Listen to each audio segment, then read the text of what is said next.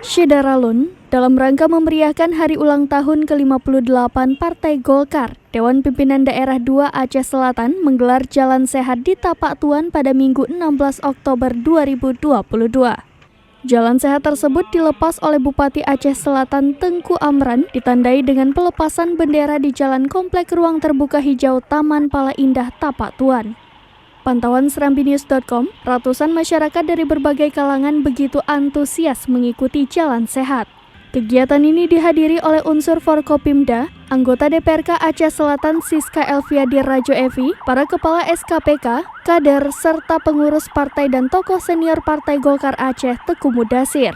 Ketua DPD 2 Partai Golkar Aceh Selatan Kamalul mengatakan, Jalan Sehat ini digelar secara serentak secara nasional, bahkan untuk memecahkan rekor muri.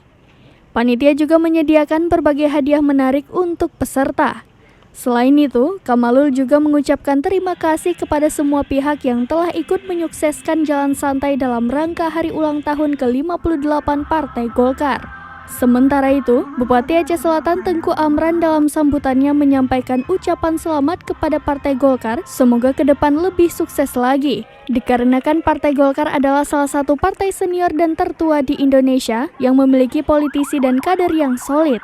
Jalan sehat secara serentak tersebut memiliki sebuah nilai spirit kebersamaan yang ingin dibangun oleh Partai Golkar. Dari Aceh Selatan, Ilham Isya Putra, Serambi On TV.